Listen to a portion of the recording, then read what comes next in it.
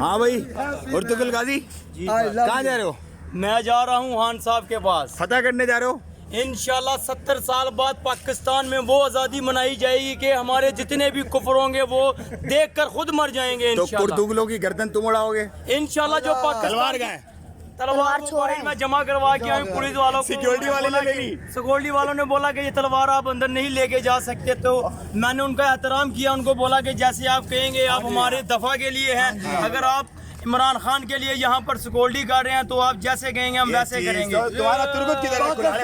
ہمارا ترگل انشاءاللہ یہ بچے ترگل ہے، جو پاکستان سے پیار کرنے والے ہیں وہ سب ارطغرل ہے۔ تو پھر مطلب اب دشمنوں کی اور غداروں کی گردنیں انشاءاللہ وہ دشمنوں کو، آج یہ دشمنوں کو پیغام ہے، جیسے پاکستان میں 70 سال سے کسی بھی لیڈر نے ایسے 14 اگست کو نہیں منایا جو آج ہمارے قائد، جو ایک عظیم لیڈر عمران خان کے ساتھ پورا پاکستان آزادی کا دن منائیں گے۔ حقیقی آزادی کا جشن ہوگا انشاءاللہ یہ آج حقیقی آزادی مل کے یہ منائے گی۔ اس کو کیا پیغام دینا چاہیں گے پاکستانیوں کو؟